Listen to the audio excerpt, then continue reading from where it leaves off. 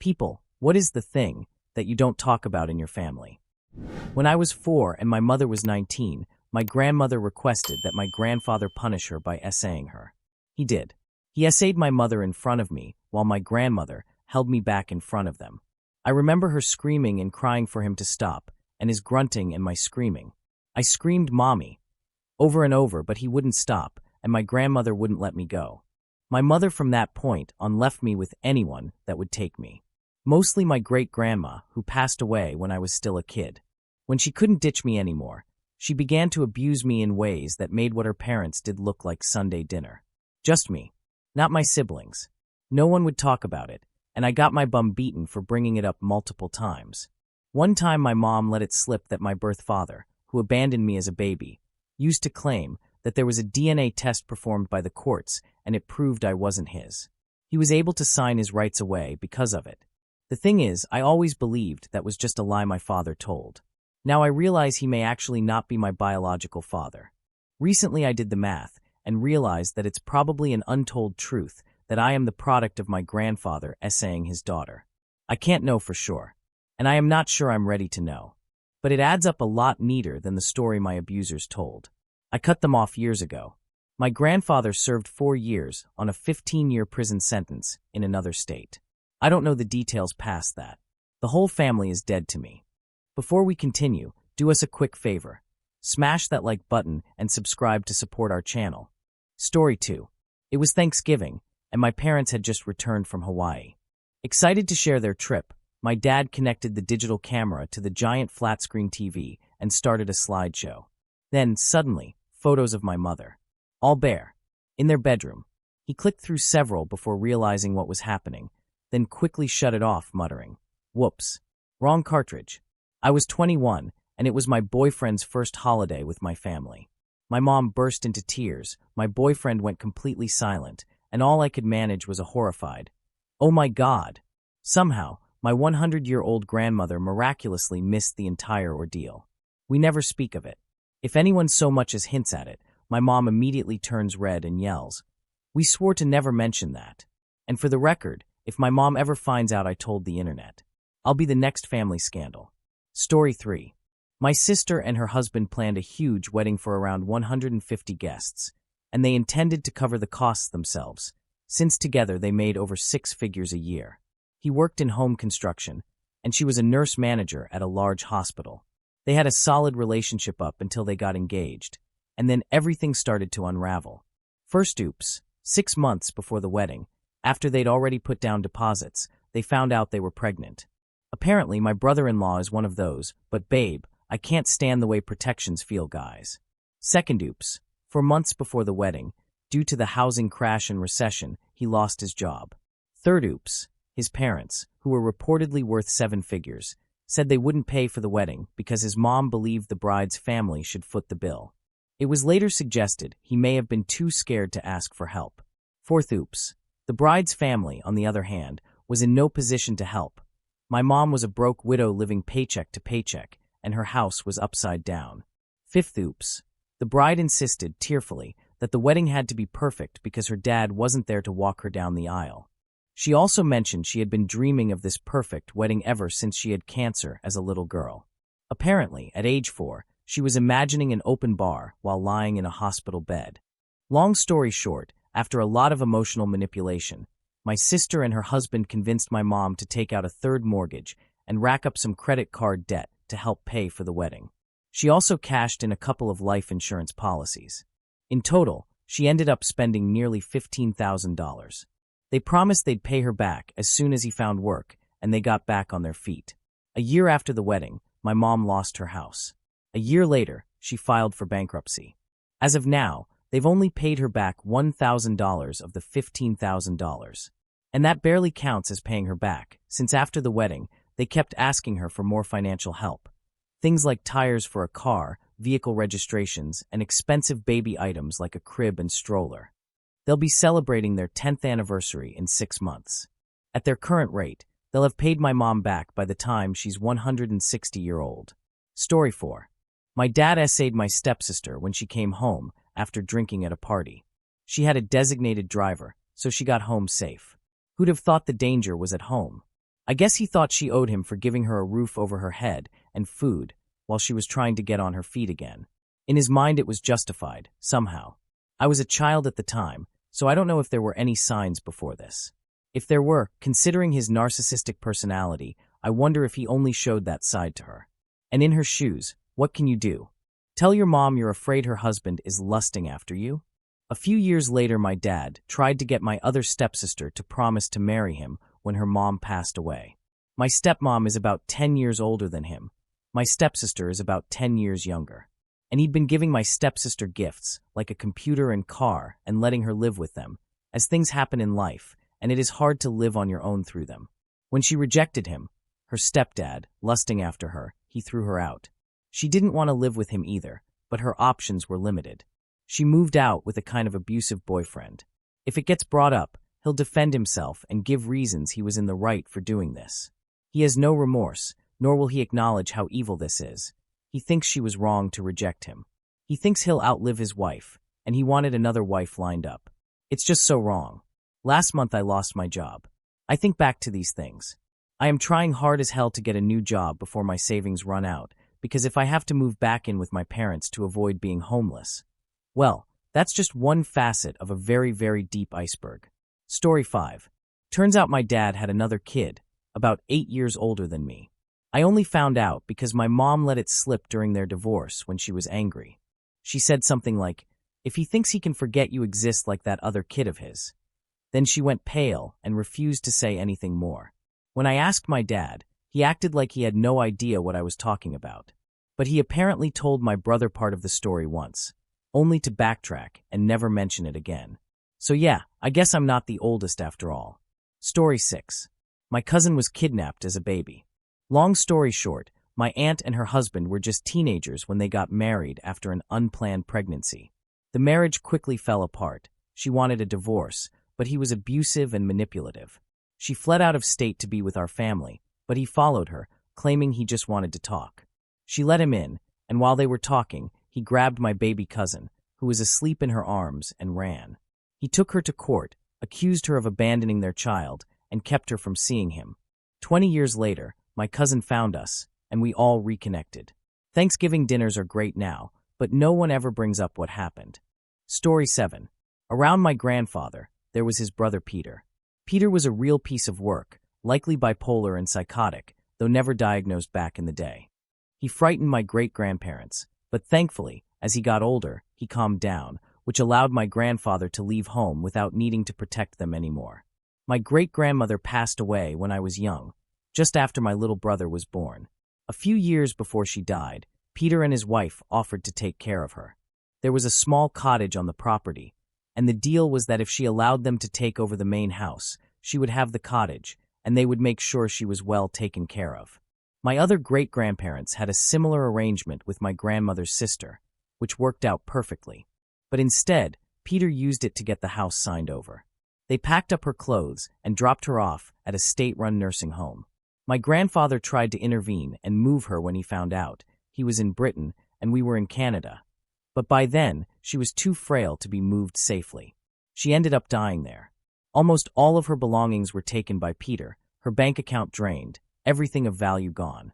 The only things that survived were a few pieces of jewelry. She had figured out what was happening, and after signing over the house, secretly mailed some of her valuables to our family across the ocean.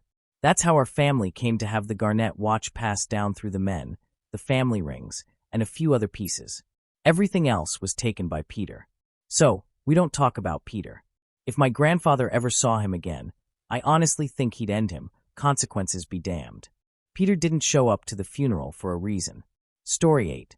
My parents disowned me, then brought me back into the fold, and pretend like nothing ever happened. For context, I grew up in a home where emotional, verbal, and sometimes physical abuse was the norm as the eldest child. I'm away from that now, married to an amazing man, who they've never liked and have tried to sabotage our relationship. But I've kept in touch with my parents because I still have younger siblings at home. I never want them to feel alone like I did, and I want to be there if things get bad again. My parents never acted the way they did with me with my siblings, which, I guess, is the privilege of being the oldest. Anyway, no matter how bad things got, I never thought I'd be unwelcome at Christmas, It was always the time of year when we pretended everything was okay and tried to be good and kind. But one year, out of nowhere, my husband and I were uninvited. They made up some excuse about my siblings not wanting to see me, but after asking a few of them, I found out that was a lie.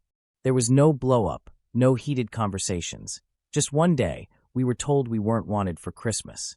I had already bought presents, so I forced my mom's hand into letting me give them to my siblings, but I couldn't even see them until mid-January. By then, it was clear I wasn't welcome at their house. A few months later, I met my dad for lunch, where he yelled at me for 2 hours, telling me I wasn't missed and that I wasn't wanted. Then, a few months after that, it was like nothing ever happened. I was invited back, and my parents treated me like I was an aunt or a stranger they'd taken a liking to. They acted like that Christmas never occurred, and since then, I've been expected at Christmas. Story 9. My brother passed away, but we never talk about him. Growing up, I always knew I had a brother and that he was hit by a car while walking home. But that's all I ever really knew. I've seen his pictures, I know what he looked like, but I have no idea what kind of person he was. I don't know his favorite music, his hobbies, or his personality. The only real connection I ever had to him was when I stumbled upon his old comics in my mom's closet as a kid. It always felt more like a story than something that actually happened, like he wasn't even real. That changed about 11 years ago when my grandfather passed. My mom and I visited his grave, and she completely broke down, unable to even speak. That was the first time it truly hit me that my brother had been a real person. I can't begin to understand the pain of losing a child, but seeing my mom mourn like that, like it had just happened, was heartbreaking. The only other time he was mentioned was just a few months ago when my dad randomly told me that my brother Jimmy was the only one in the family who would have been taller than me. He said Jimmy just kept growing and probably would have towered over me. I nearly cried. I wish I had gotten the chance to know him. Update. Someone suggested checking archived records, so I tried looking online for news articles or an obituary, but didn't have any luck. However, I did find old yearbooks from his high school. After searching through a few, I found his school and the right year. The 1986 yearbook had nothing, but when I accessed the 1987 one on a computer, I found a memorial page for him right after the sophomore class section. I also realized I had his age wrong. I had always thought he was 16, but reading the memoriam, I saw that he passed away before his birthday that year. He was only 15. It was bittersweet, but reading those kind words about him and his love for music made me feel like I finally knew a little piece of him. Story 10. My father basically brainwashed me and my brother when we were really young, turning us against our mom. He hated her so much that he wanted her dead, along with my stepdad and baby half-brother. For years, he manipulated us, and when we didn't do what he wanted, he'd beat the hell out of us. What he wanted was for us to end our mom for him. He trained us to do his dirty work, even teaching us to set her house on fire. His threats terrified us to the point where we acted on what he'd drilled into us. I was 11, and my brother was 10. Thankfully, my mom and everyone survived. My brother and I were separated and put in different foster homes for a year. We went through months of psychiatric treatment and were charged with arson. My father denied everything, the beatings, the brainwashing, and the threats to have us end our own mother. He did serve some time in prison, but his sentence was overturned due to a change in the law that worked in his favor. He now lives in Florida with my stepmother and half-sister, who probably doesn't even know my family exists. Needless to say, this isn't something we talk about much. I ended up going back to therapy in my mid-20s because I was dealing with PTSD, which was affecting my ability to have any romantic relationships. I'm in a much better place now, and I do hope to connect with my half-sister someday. But I could never be in the same room as my father again. If I were, I'd probably snap and end up in jail. Story 11. Growing up, I always heard stories about my dad as a kid hanging out in his mom's tavern. When we visited his hometown for the first time, he showed us his house, a split-level place sitting at a crossroads. The front door led to the upper floor, while the lower level opened out to the back, where a small road and parking area led straight to what used to be the tavern. It wasn't until years later that it hit me. My dad grew up during Prohibition, which meant my grandma was a bootlegger, and it only gets wilder. His hometown sat on a notorious bootlegger's highway from Canada. He even went through jump school in the same class as Henry Hill, the guy whose life Goodfellas was based on. When I was a teenager, A man I'd never heard of showed up at our house late one night with two buddies, all Italian, asking for a place to stay. They were gone by morning. My dad's pension and post-retirement work never quite explained our comfortable lifestyle, and my mom has strictly forbidden me from looking into it any further. Story 12. My grandma had 3 husbands throughout her life, with kids from each one. My grandpa is the second husband, and he's the only one still alive. It's taken a lot of time and booze for me to piece together what little I know. My dad and I have been working on figuring this out for a while now. Here's what we do know. My dad remembers someone being around for a bit, but then they were just gone. He can't remember her name, but he's fairly sure it was one of his older sisters. The youngest of his older sisters is 16 years older than him, and he has 3 confirmed older sisters. There are no family photos from this time that have survived, as they likely featured husband 1 and were probably destroyed. If you get my grandma drunk enough, she'll claim she has 7 children instead of 6. Husband 1 was a horrible man. I don't know exactly what he did, but no one in the family is allowed to speak his name. One of my cousins, who's never met him, has nightmares about him. Husband 1 died young and unexpectedly. None of my aunts will talk about what happened, no matter how drunk you get them. The theory my dad and I have come up with is that husband 1 was abusive towards his daughters. The daughter I've never met, who is never brought up, may have offed him. She either fled after that or was pushed away by my grandma, who was very religious at the time. We don't know all the details, but I'm fairly certain there's an aunt out there who doesn't deserve to be the black sheep of the family. Story 13. My uncle attempted to shoot my dad. When I was around 14, my dad and I were cleaning off his workbench, and I found what I thought was a melted piece of metal wrapped in a cloth. I asked him what it was, and he replied something like, "Wow, I didn't think I still had that." He told me that when I turned 18, he'd explain what it was. I figured I'd ask him in a week or 2, and he'd tell me. But as the years passed, leading up to my 18th birthday, he never said a word. Finally, once I turned 18, I remembered and asked again. So here's the story.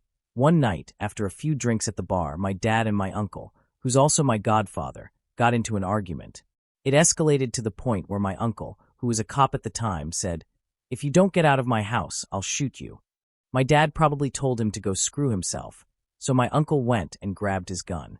The argument spilled out into the street, and my dad, now standing by his car, supposedly said, "You don't have the balls to shoot me." My uncle raised the gun, my dad ducked and took cover, and my uncle fired. Obviously, my dad took off and went home. When he got there, he realized just how close he came to getting shot. He found the bullet lodged in the driver's seat of his car, right where he'd ducked. What I thought was a melted piece of metal. That was actually the spent bullet my godfather shot at my dad.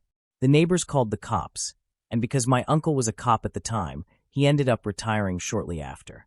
My dad had a near-death experience, and just like brothers do, they talked it out a few days later, and it became water under the bridge. Story 14. I was always told that my aunt was never married, but I learned recently that she was married to a man and actually had a son. Her husband was insanely conservative, and when their son came out as gay, he completely shunned him. Treated him like total crap, told him how wrong and messed up he was, kicked him out multiple times, etc. One night, my aunt and her husband came home to their son, standing in the living room with his father's shotgun. He said something along the lines of, "This is your fault, Dad," and offed himself in front of them. My aunt left the next day and never said another word to her husband or saw him again. I remember once at a family reunion my little cousin asked why my aunt didn't have kids, since all of my mom's other siblings did. She didn't say anything and left the room, and the whole place fell silent. I never understood why until my mom told me the story recently. I looked up the obituary of his death, and it said that his death was an accident or something. Story 15. Here's how my uncle swindled my grandpa's inheritance, which was meant to be split between all the siblings, including my father. He sold the family house, took the money, flew to Malaysia with his family, and then dropped dead shortly after arriving. Naturally, the cash is gone. Some of the siblings did get their share, but we didn't. Apparently, we didn't need it. We're doing fine, but I still wish I could piss on his grave, because we needed that money. Now, his wife paid off whatever debts they had over there, and they're stuck in Malaysia due to crappy visas. To make matters worse, they're trying to move from Malaysia to a miserable Middle Eastern country known for being a haven for extremists. They're crashing with someone my dead uncle knew over there. Good. Screw them. This doesn't come up when the family's around the house, but I hear my mother gossiping when she thinks no one's listening. My dad goes into silent rage mode when it's mentioned. When my uncle passed, he was begging my dad on his deathbed, probably out of guilt. My dad refused the call and straight up said he didn't want to talk. Good. I'm sure it hurt my dad too, but it was deserved. You don't get to absolve your guilt just because you're dying. I refuse to speak to anyone associated with that side of the family. Story 16. TLDR. After their mother's death, we found out no one knew which twin was which, had to fix legal documents, and everyone stayed quiet about it. We recently discovered, about a year and a half ago, that some very distant cousins of mine were actually two different people. To clarify, they're identical twins, like truly identical. They have the same freckle under their right eye, the same posture, the same voice, the same demeanor, everything. I didn't talk to them much, but my dad was fairly close with them. Their mother had passed away, and their father decided that we should go through her things. They had been divorced because of her cheating, but that's another story. So my dad dragged me to their mother's house to go through her stuff.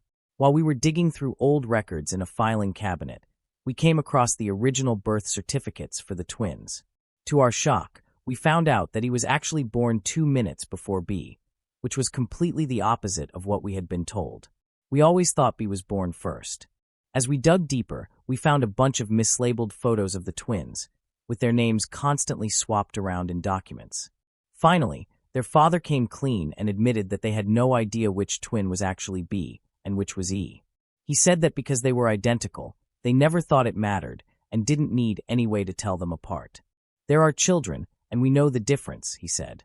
After that, we had to go through a bunch of paperwork to fix legal documents and avoid any potential issues, but eventually everything settled down. B stayed as B, the older brother, and E stayed as E, the younger brother. No one talks about it anymore, since it's a sensitive issue for them. Story 17. Dad's second wife, a straight psycho who systematically poisoned every relationship he had until she was it, and the abuse we endured that she convinced him wasn't happening because we were all just acting out. Now he's dying and everyone's so weepy, but he was given 6 weeks to live 3.5 years ago, and was living symptom-free for most of that time. I can't mourn because I feel like he's dead to me because I was dead to him when I was 11. I already mourned. Story 18. To break the pattern of secret girlfriends and long-lost relatives, let me introduce you to the one true taboo in my family, cottage cheese. My father is a die-hard dairy enthusiast. As a child, he drank so much milk that his mother told him, "You either need to become a dairy farmer or marry a farmer's daughter." And well, he did just that when he married my mom. His love for dairy extends to all kinds of cheese: hard cheese, soft cheese, and most notably cottage cheese. There's just one problem. He's incredibly squeamish. Blood, bodily fluids, and oddly enough, cheese curds make his stomach turn. Yet he still insists on eating cottage cheese by the quart. To maintain his enjoyment, a strict rule is in place. No one is allowed to mention cheese, curds, whey, or how any of it is made while he eats. Should anyone dare to break this rule, he immediately throws his hands in the air and declares, "We don't talk about that." And so we don't. Story 19. My parents died from AIDS in the early 90s when I was just 2 years old. Growing up, I never knew how my mother died, and I was told my father had simply disappeared. It wasn't until middle school, during a full-blown tantrum over wanting answers, that my aunt finally told me the truth, though it felt more like she was yelling it at me than explaining. I remember locking myself in my room and crying for hours. Looking back, I think their deaths were the starting point for just how strange my family dynamic is. Since that day, no one in my family has mentioned it again. I'm 27 now, and as far as I know, we've never even said the words HIV or AIDS out loud. If it comes up, it's only ever referred to as that disease or something equally vague. My friends often wonder why I never talk about my parents, and even now, I struggle to tell people how they died. I know there's nothing to be ashamed of, but the way my family and society treats it makes me feel like their deaths are something to be hidden, something that should never be spoken about. It leaves me feeling conflicted, like I'm carrying a silence that was never mine to bear. Story 20. I grew up believing that my biological grandfather on my mom's side died in a rock-climbing accident just before she was born.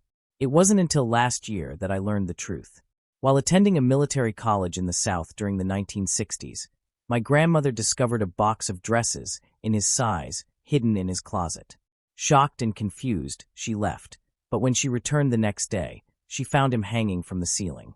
In an effort to protect his reputation, and likely their own, she and two of her brothers smuggled his body out of the room and convinced a coroner to rule his death an accident. Given the era, the military setting, and my family's deeply religious and conservative background, offing oneself was heavily stigmatized. Any investigation into his death could have exposed his secret and permanently tainted his memory in the eyes of their community. To this day, I don't know how many people in my family know the truth, but anyone who does refuses to speak about it. My mother was the one who finally told me, but I'll likely never hear the full story from anyone who was actually there. One of her brothers passed away before I was born, and my grandmother, who carried the weight of this secret for decades, now suffers from a degenerative illness that has taken her memory. Story 21. My mother's mental and physical abuse of both me and my sister during our childhoods is something I can't talk about. When I try to bring it up to her, the conversation always goes nowhere. It's the same cycle. First, it's that never happened. Then, well, if it happened, it didn't happen like that. And finally, well, if it happened like that, then you provoked me, and it's all your fault. On some level, she genuinely believes she wasn't abusive, thinking that since she treated us better than how she was raised, it somehow makes her actions okay. I can't talk to my sister about it either, since she's much older and left as soon as she could, and I don't blame her. She's distanced herself from the entire family, including me, and when I've tried to reach out, I've been met with rejection. I can't talk to extended family because my mother was careful never to do anything in front of them, and I'm seen as the perpetual screw-up with no credibility. I once tried talking to an aunt I was close to, but she scolded me for making up stories and immediately told my mom. After that, I realized if she didn't believe me, none of the others would, and I never brought it up again. Story 22. When I was about 5 years old, my mom, grandma, brother, and I were about an hour from home and stopped to get gas. We went inside to pay, but we were 13 cents short. My mom told the clerk, "Be right back, I'll go get it from the car." So we all went back to the car. She handed me the 13 cents and asked me to go pay the clerk. By the time I went inside, a line had formed. I stood in line, not realizing I probably could have just walked to the front and handed him the money. After what felt like forever, I finally paid and walked outside, only to see our minivan driving away. My family was gone. I was scared but tried to reassure myself, thinking, this can't be as strange as it feels. They'll be back soon, right? I started crying and sat down on a concrete slab next to the gas station. I'm not sure how long I sat there, but eventually, I saw the van come back. When they pulled up, my mom was crying, hugging and kissing me, apologizing over and over. Apparently, what happened was my brother, who was 7, had shut the sliding door and my mom, hearing the sound, thought I had gotten back in, so she started driving away. After all, how long could it take me to deliver 13 cents? For years, we'd tell this story and laugh about it, even my mom. But looking back, her laughter was forced. It tore her apart every time we talked about it. Eventually, she opened up and told us how much it hurt her. We all agreed never to bring it up again. We weren't mad at her. We had completely forgiven her for that mistake and made sure she knew it, but she could never forgive herself. She's still around and an amazing mother, but that story is one we just don't tell anymore. Story 23. The Parrot from Hawaii. When I was in kindergarten, my family took a trip to Honolulu. While we were there, a man on the street asked if we wanted to take photos with his parrots. My sisters and I were all excited, so my parents agreed. The man had each of us hold a parrot, or let one sit on our shoulder, while my mom snapped some pictures. Then, the man asked my dad to kiss the parrot. My dad was not on board with that, but to keep the peace and escape the parrot guy, he reluctantly agreed. And that's when the parrot bit his lip, hard, blood and everything. To this day, more than 10 years later, just mentioning that parrot sets off a 20-minute rant from my dad about parrot negligence, and then he storms off to the garage to fix something. Seriously, do not bring up the parrot. For the sake of y'all kind strangers, I told my dad about his Reddit fame. He's proud to know there are so many of you against parrot negligence, and now he's off to fix something in the garage. Story 24. My grandparents try to project this perfect image, but the reality is far from it. My mom's never met her real dad, the man we've always referred to as her father. who we've never directly acknowledged as not being, was a drunk who was awful to everyone. He's been hooked on pain pills since he quit drinking, and my grandmother steals and takes them. My uncle married a girl after getting her pregnant at 15, only to find out later her sister was actually her mother in a religious scandal. Another uncle has been spiraling into a gambling addiction for over 30 years. My mom passed away after becoming addicted to the same pain pills the family loves and having an aneurysm. I even once caught my grandfather watching Baywatch. All of this never spoken about. To clarify, I'm a woman from an upper-middle-class family. One side Native American, the other Jewish. My family works hard to maintain a great image, have solid careers, and never talk about the tough stuff openly. So no, it's not the chaotic disaster some might think. It's more like a rabid pack of dogs behind closed doors, hidden by curtains. My aunt found out her sister was actually her mother through genetic testing, after growing up believing her grandmother was her mom and her mom was her sister. They were Jehovah's Witnesses. I'm kind of a hermit, so I don't usually have to deal with questions or responses like this. But I appreciate you checking out my skeletons. Story 25. My second cousin was always really introverted. Nobody ever saw much of him, and he never really interacted with anyone beyond the immediate family, mostly because he just wasn't interested in getting to know any of us. He eventually left home and cut everyone off. Honestly, I didn't even know he existed. Fast forward to a family reunion, and my first cousin is excited to introduce her husband. The two had eloped, so we had no idea who this mystery man was. She walks up, and surprise, it's our second cousin with her. The older family members immediately recognized him, and while it was a bit of an unexpected situation, we decided to just roll with it. They were married, so we kept the reunion going as planned. We didn't bring up the cousin thing, though, because it had been acknowledged, and we all just agreed to move on and not make things awkward for them. Story 26. My sister's boyfriend, at least when she's around, is the epitome of passivity. When the day of judgment comes, and God asks why he thinks he deserves to enter heaven, he'll probably just stare blankly at the bearded man. He doesn't have any favorite movies, books, music, or hobbies. He just moves through life like a cow watching trains go by. He does collect model cars, but even that seems to bore him. And I tried. God knows I tried to like him. I've tried talking about model cars, welding, he worked as a welder, and I studied metallurgy. Really anything. No luck. He's polite, sure, and answers your questions, but it's like pulling teeth. His responses are the most basic, emotionless, and devoid of passion, like playing tennis against a wall made of jelly. On the other hand, my sister used to be full of life, smiling easily, laughing, dancing, and reaching out to others, despite her struggles. But now she's becoming like him, coasting through life like a salmon that's given up on swimming upstream. She's not unhappy, just content, in the worst way possible.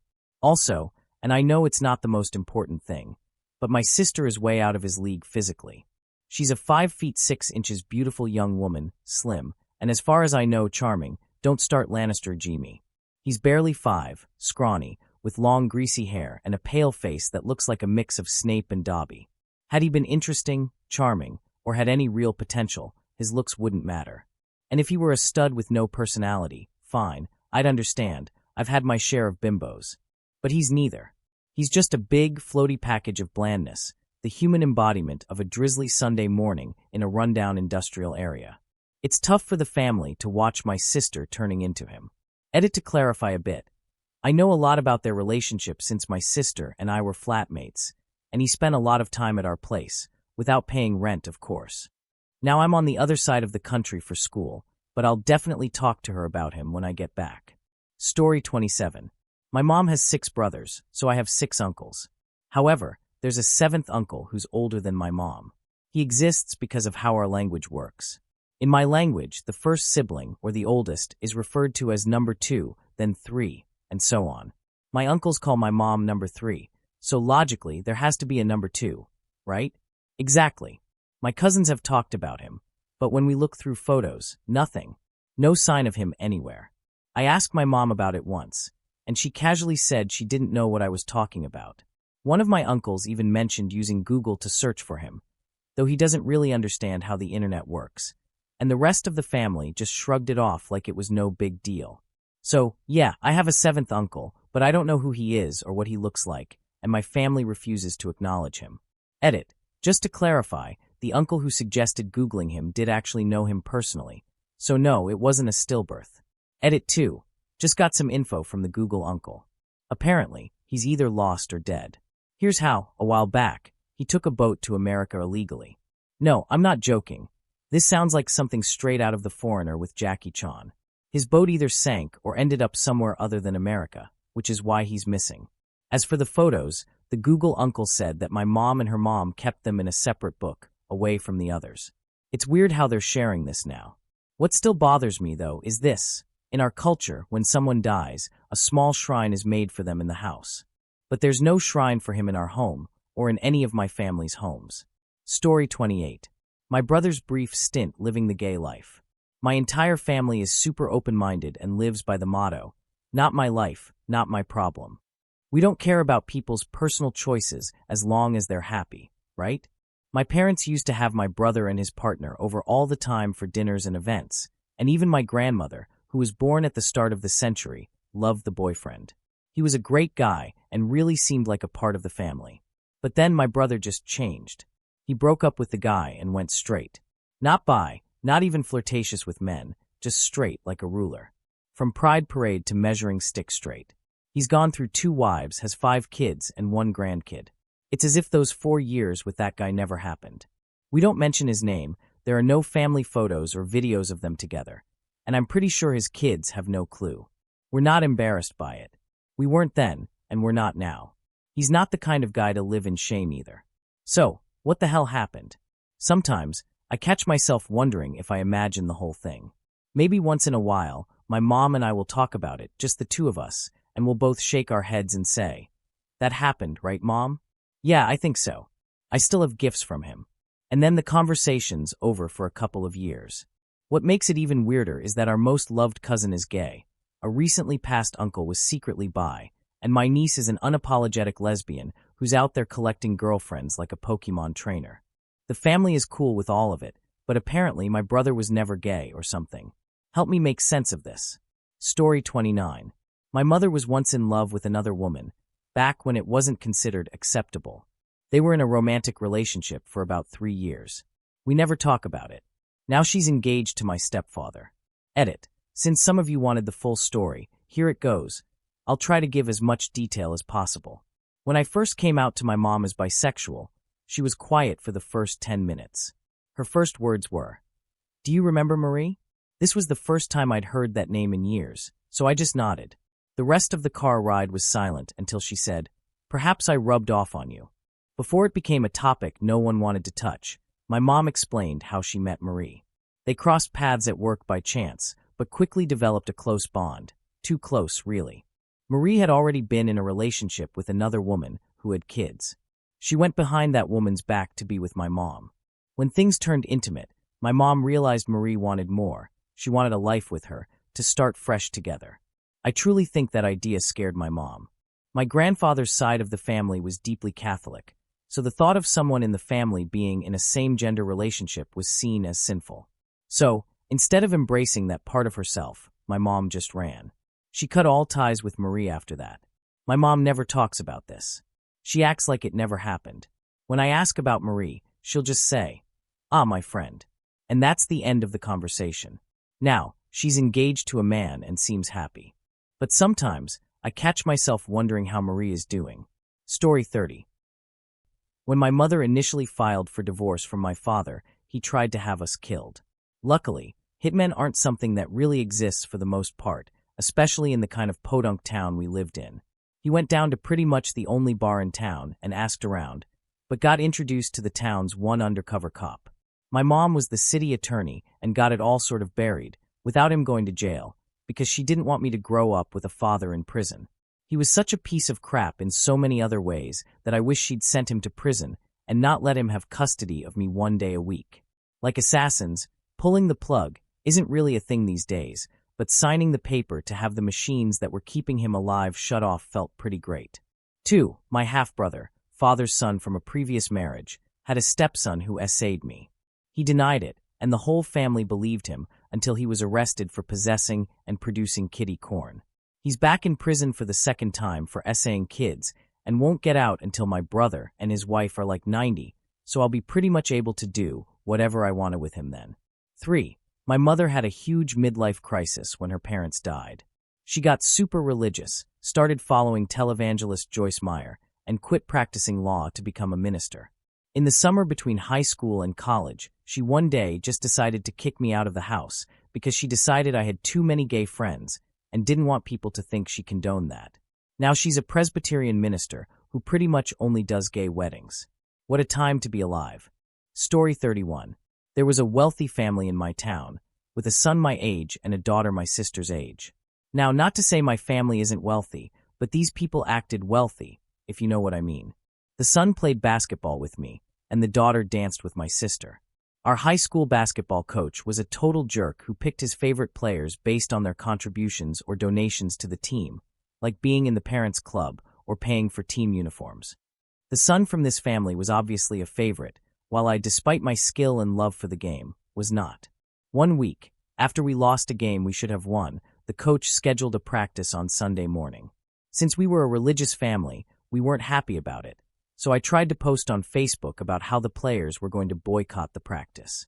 I thought others would join in. One of the players was even the son of a priest, but the favorite son didn't like this and tattled on me. The next day, the father came into my sister's dance class, where my mom was waiting for her to finish, and screamed at my mother in front of everyone. He told her she didn't know how to control her children and was unfit to be a mother. Naturally, my mom cried, and another dance mom called my dad to come settle things. My dad is a big guy, 6 feet 4 inches and 300 pounds. So when he showed up, obviously not happy, the other dad got scared and immediately apologized to both of my parents and everyone else in the studio. Since then, there's been a major feud between us, and they always try to compare their kids to my sister and me. But now, my sister is a professional dancer, and I'm almost done with my degree in astrophysics, while their son is a med school dropout, and their daughter, well, let's just say she's taken a different path. To this day, that family is never mentioned in my household. TLDR, in high school, the dad of a rival family screamed at my mom in front of everyone during my sister's dance class. My dad came in, and the dad immediately apologized to everyone after realizing who he was dealing with. Story 32. My parents sent me off to Utah for almost 3 years of torture when I was 12 because I was depressed and dressing like a boy. My younger brother stayed home and was treated to lavish summer camps that took him to different theme parks every week, played football, got a saxophone, a computer, an Xbox, and then threatened my parents with an airsoft gun when they wanted to talk to him when he wasn't feeling like it. The only time this ever came up was when my brother broke into the house years later and tried to break my door down while I cried, holding it closed and calling the police. He screamed at me that I ruined the family by getting sent to Utah. I'm living far away from my family now. I'm a college graduate with a life of my own. My brother is living with my parents again, working as a deputy for the sheriff's department. I should also mention he's been a white supremacist/skinhead since high school. No one talks about that either. Story 33. I don't really like my kid. I fell into the typical belief that women love babies, and I do enjoy working with kids and watching them learn and grow. But the 24/7 nature of parenthood is exhausting, and I've never found it rewarding, not even once. Every minute with my child either feels dull or grating. The more his personality develops, the less I feel connected to him. I'd never harm him, and I provide for him. My partner took over as the primary caregiver to give me some space, so I can do my best to be affectionate and present when I'm with him. But heaven forbid I admit to being exhausted by parenting, or even worse, acknowledge that I don't enjoy spending time with him and feel miserable when I do. Even my partner can't bring it up. Doctors say it's just my depression, that my meds have fixed everything else but this one issue. My friends still hold on to the hope that I'll snap out of it and want more kids eventually.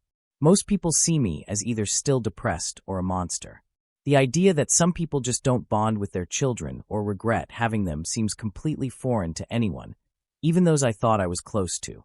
It's like this subject has become completely taboo. Story 34. Apparently, everything's a mess because my entire family seems to be a mix of emotionally incapable and, in some cases, on the autism spectrum. And I'm not just being rude, literal Asperger's combined with bad parenting. TLDR, it's mostly cheating, gambling, and mental illness. One of my uncles spent 40 years cheating on my aunt, new girlfriend every few years. After she passed away from cancer, he just stopped hiding it. We were all expected to keep quiet about his young, gold-digging girlfriends at family gatherings to avoid drama. Eventually, we stopped going to those gatherings after my Nana passed away. Another uncle on the other side is thousands of pounds in debt to my grandparents because he spent his whole youth drinking and gambling away their money. They kept bailing him out. Now he's an accountant making a fortune, but he won't help support my elderly grandparents in their 80s, so it all falls on my parents. He's a huge a-hole for other reasons too, but we can't call him out because the grandparents are scared he'll stop them from seeing their granddaughter, my cousin. With their health failing, it's only a matter of time before things come to a head. And I can't lie, I'm waiting for it with mixed feelings, though I love my grandparents. Oh, and my family is well aware of my serious mental health issues. My mom was the one who sent me to therapy, but they hate it when I bring it up because it makes them uncomfortable, and they don't like facing the fact that they might have played a part in it. My dad looks at me like I'm worthless because at my age, he had a doctorate and was working a high-paying STEM job, while I'm just starting my master's. And I can't confront any of them because I'm a broke student still relying on their financial help. So yeah, that was a fun vent. Story 35. One time, my mom, her twin sister, and all the kids who were old enough got completely wasted together. It was around Christmas, and one of their sisters, who was recovering from surgery at the time, had someone else set up these over-the-top Christmas decorations for her outside. I was just a kid, so I didn't go along, but all the drunk adults drove to her house and stole this massive wire reindeer statue from her front yard. When they got back, one of them suggested they destroy it to cover their tracks and erase all evidence of what they'd done. So, one of the adults actually threw the reindeer off the balcony. I helped. It shattered against the patio and was never seen again. The next day, my aunt, the one who had originally owned the reindeer, got so freaked out about the whole thing that she ended up in the hospital for 2 full days. To this day, she still has no clue who took her beloved wire reindeer. Story 36. My dad's childhood is surrounded by mystery. According to my cousin, who was told by her mother, my dad's sister-in-law, my dad and his brothers could do whatever they wanted because they lived in a country ruled by a dictator, and their dad was the police chief. So, my dad and his family were essentially untouchable, with no one daring to challenge them without severe consequences. I was told that my dad and his twin sold weed when they were younger. That was a bit of a surprise, but all right. What really messed with me, though, was the story about the eldest brother. He was essentially a pimp in a small town. In his 20s, he owned multiple women and rented them out. The only reason he stopped was because several of these women went missing. It's unclear whether he was involved, whether it was a deal gone wrong, or if it was a rival who tried to eliminate the competition. But my uncle ended up being blamed for the disappearances, and many people were after him. Eventually, he had to flee the country to escape the backlash. He moved to the US, which is why my dad's family all ended up here. But my uncle has always been a huge a-hole. He made his wife change her name because her original one was too Mexican. He neglected my cousin, who has a mental disability. I've also heard rumors that he cheated on his wife. And when his daughter, as a teenager, started dating black guys, he moved the entire family back to his home country to teach her a lesson, and because it was finally safe. No one in the family talks about any of this, and we still all get together for vacations, but I can't help but look at him in an even worse light now. Story 37. It's my in-laws, but family is family, right? My husband's mom and aunt are less than 4 months apart in age. This is because his grandfather got his under legal age daughter from a family that worked on his farm pregnant. When her family found out, they abandoned her on the farm, and she had 2 more of his children while he was still married. For years, they all lived together, like sister wives, raising their kids as a collective. Eventually, the wife left, met a man who truly treasures her, and married him.